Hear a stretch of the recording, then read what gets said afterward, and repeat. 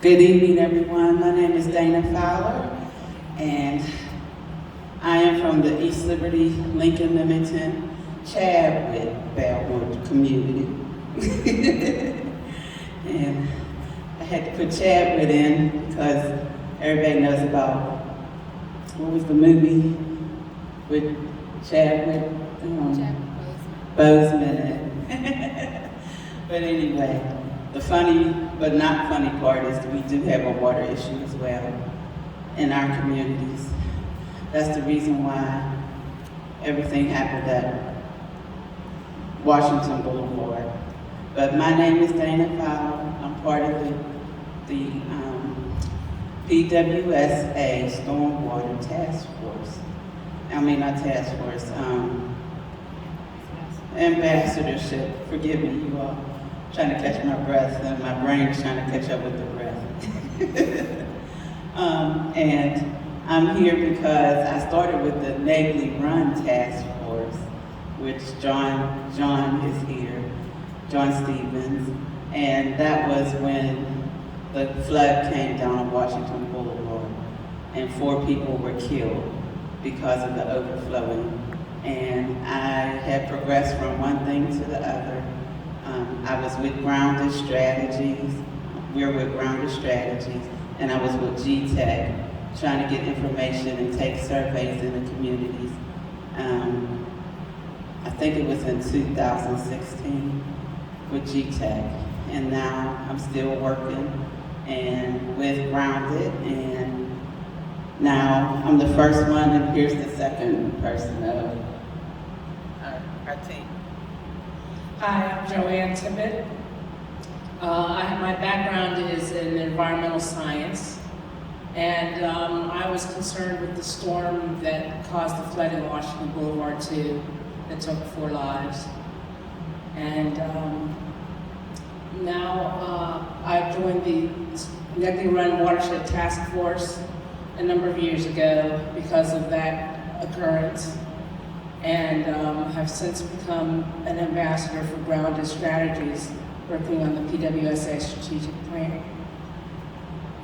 And I'm really interested to see what's going to happen as we continue on this road. In Lakay Alakain, everyone, in the words of my ancestors in my native tongue or indigenous tongue, the light in me honors the light in all of you. I am Pomai Chapmam Yahalahi, and I'm a Grand Council member of the Iroquois Confederacy of Aboriginal American People. And we have a direct lineage, bloodline, soul, blood, bone, sinew to this lands. And when we see our lands being disrupted with infrastructure that doesn't take into consideration the longevity of these things, that they don't last beyond 100 years. So I became a member of the Nagley Run Watershed Task Force Committee, and thanks to John, he recommended that I apply for the Stormwater Management Ambassador Program. I've also worked in agriculture and permaculture for many, many years. I've worked in land stewardship and environmental justice in my own capacity with my nation. And I will say that this is a great coming and a great time where all the people are coming together to understand the importance of land, the importance of water, the importance of soil, the importance of our air quality. These things are essential for our children and our future generations. So what we do today will impact 100 years when we won't be here anymore. And I will not allow my grandchildren and great-grands that I have yet to meet look back and say, what did you do? What did grandma do? Did she do something? What did we do to stop what is happening? So I'm glad to be here and be a part of changing a legacy of not honoring the land that has been implemented on this land for a very long time. And I'm happy to be here. Excuse me, I didn't give who I am or as professional. I have a degree in architecture and construction science and management. I'm a graduate from Tuskegee University, and upon graduation we have to pledge to help our communities. And my parents, my father was Reverend Harold Fowler, and they were community activists for the Lord and for the community and for the people. And I'm finding out even more how great my father was. He believed in women business owners and women having churches a long time ago when men and people didn't believe in that. And I'm finding out how he has established things in the community. I'm like, wow. No wonder he pressed for me to go to college. So I just wanted to say that. Okay, a little bit of the history of stormwater in Pittsburgh. Sewers were constructed in Pittsburgh to carry both wastewater, which is the water that comes from your sinks, your tubs, and toilets, and also the stormwater. And they carried it away from streets and businesses and sent it directly to the river. And these are called combined sewer systems. In 1946, Alcosan was created, and it came on board to study and to come up with a plan to treat wastewater.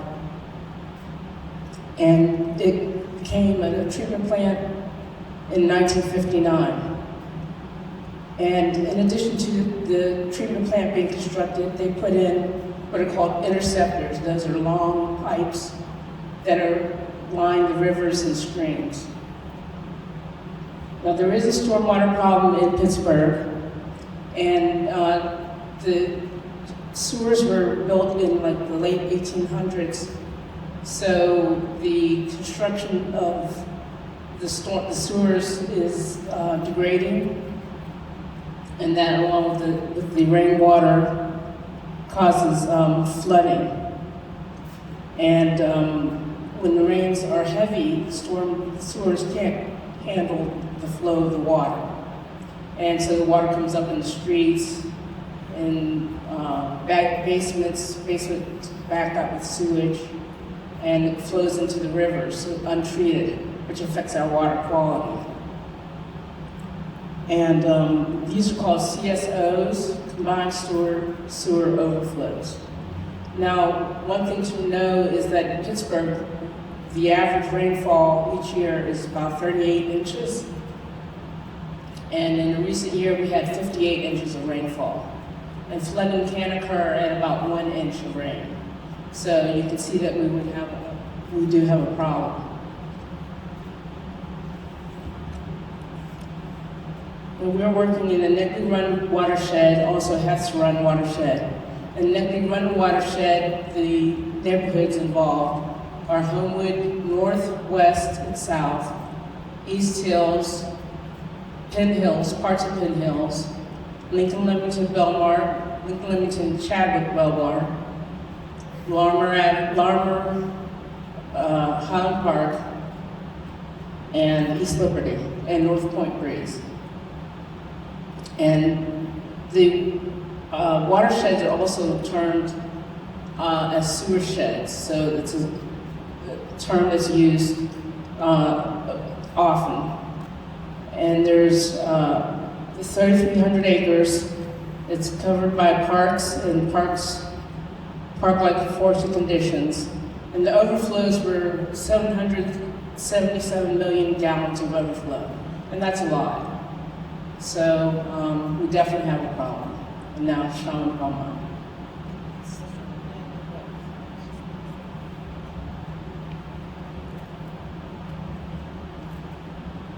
How is PWSA working to solve these problems? Well, for one, they have us as a community outreach. We'll be door knocking, going in the A42 community, which Joanne just told you that we're under, which is a region from Highland Park all the way up to East Hills and part of Penn Hills. And we were added with Garfield, Sand Heights, and the other community, Morningside, thank you, near the Highland Park Zoo. A lot of territory to cover us three, but we're going to do it. Even if we have to incorporate the water people, we maybe can collaborate. in this because it's the same thing. We're trying to help people with their flooding, basements, water overflows. This is all a part of the sewage system, civil engineering system that was created years and way before we were even thought of. And so now we're trying to change the way it was done and how we can make some changes to help our people with the lead line replacement. I had it myself to my home.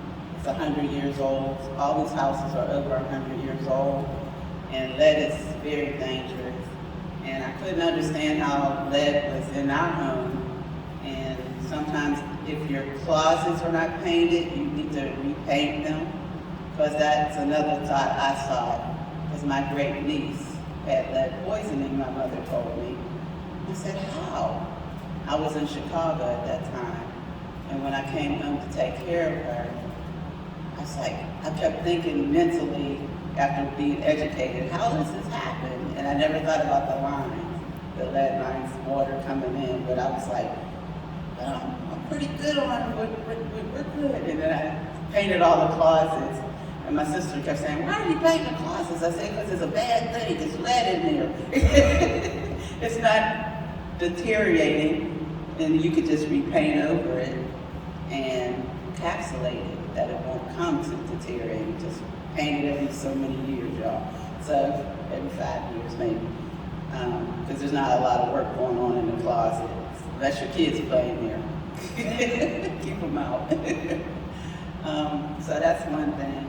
And another thing that PWSA, they have stormwater infrastructure projects to be funded and in our areas, and they're trying to, like they said, green water infrastructure with new lines, new civil work underground to bring things into. And so since I had the lead line replacement, I watched them. And yes, they did take out the whole lead line and put a copper from my house to the box, and from my box to the street box, they put a PEX line. I'm not sure about the PEX because that's plastic, but I guess it's tested. That happened after I got out of college. I have to do some homework. But I know it's the new industry way, and everything is vetted through a certain procedure in construction and things of that sort. You've heard of different things when you buy stuff. It says UL, United Labeling, and all those things are vetted, and as well in the construction industry. So I know it's been tested and proven to be a good thing. Today, we don't know what happens down the road, but all we can do is change things for what we know for today. And then there's reduction of the runoff controls going on. So that's where we come in. We're trying to help people understand different ways they can improve their property, just help stop the water flow through green infrastructures, the right type of trees on their property in the right distance so they can suck up the water, so we can stop the water going into the basements and things of that sort. And so we're trying to help them in so many ways, as well as the different resources that PWSA will be coming up with in their stormwater and program as well. Now I'll pass it to Palmyra. Thank you, Sister Dana. So the few slides that are left are really focusing on things like how will the infrastructure, the stormwater infrastructure projects be funded, and it's broken down into three tiers, three residential tiers and one non-residential tier. So it's going to really be based off of your space around your home. And if you're adopting, PWSA is supposed to be adopting some strategies similar to other agencies, other cities across the country. And they'll charge a fee for this stormwater services. And this fee will fund improvements. This is the theory behind this, that it will fund improvements and maintenance of stormwater infrastructure based on the amount of hard surface on each one's property. That's why I like what Sister Dana, her comment on the slide that she was presenting, is that there are ways that can be mitigated throughout the city. And as an Aboriginal American Indian, I have to be clear, because I speak for my people specifically. We've been the voice most marginalized on our lands. We have had systems in place to deal with climate issues and climate change that is really in line with ecosystems, right? And if you're doing things in line with ecosystem ecology, your natural environment of green spaces that you already have, creating bioswales is a big task, but you can create small chinampas and things like that. People can always reach out to us, and we can give some examples and some things that you could do to beautify your yard, to take up that water, to use things to take up that water. So the tier is going to be broken down based on space, and I suggest you contact PWSA for more specific information on that. Reducing your fee through runoff control was what she mentioned, and that is when we talk about planting trees, bushes, berry bushes work really well with absorbing water. If you have a terraced landscape, sort of like a hilly, and there's a lot of hills in Pittsburgh, you can do terrace planting of trees. Start with larger trees to suck up more, come down a little bit and plant some berries, and then lower end plant some flowers or plants that really absorb a lot of water. There's a lot of things you can do that I encourage people to look into. So they are going to have a customer assistance program for the stormwater, and it's going to be bill discounts. So let me just read verbatim so I don't miss anything. It says here that eligible customers at or below 150% of the federal poverty level and enrolled in the bill discount program will receive an 85% discount on their applicable stormwater rate each month, which can be significant for people who are really struggling just to make ends meet. Like the rates, the discounts is pending final PUC approval. We've got good information that it's going to be approved, so that will be great for a lot of people. Customers eligible for a stormwater rate discount are eligible for other benefits in the bill discounts program as well. 100% discount on the water minimum charge, 100% discount on the wastewater minimum charge, and additional hardship grants up to $300. You can visit their website and they can give you more information on that. And the last slide is asking, do you want to be a part of the conversation about stormwater management in your community? That's a redundant question because everybody here is already doing that great, wonderful work. I commend you. I'm in honor of the work that you all are doing. And I have to, again, speak as an Aboriginal American. I am honored because our land is very sacred to us. It's very important to us. Before colonization, we didn't have these problems. After colonizations, there are insurmountable problems. They have solutions, they can be addressed, and we have the right to hold them accountable, in more ways than was discussed here this evening. I'm willing to talk with people about those other opportunities that we as Aboriginal people have the right to have free and prior informed consent. That's an international law that they're violating. And I'll also be saying this as well, because I have to speak my truth. I am in solidarity with the citizens and the residents that are here standing in solidarity within line of our ancestry and how we stewarded land. So I'm appreciative of all of you for that.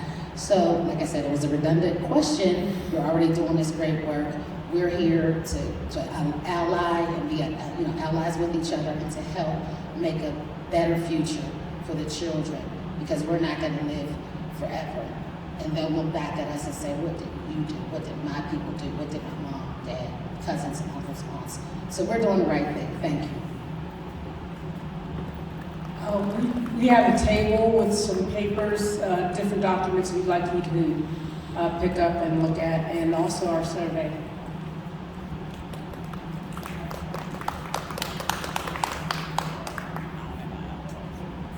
Other resources, so just real quick, Becca Smith from Grounded Strategies is the project manager of policy and land stewardship. She's amazing. You can reach out to her.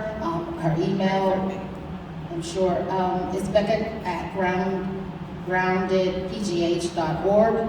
I'll leave her phone number too, 503-360-6597.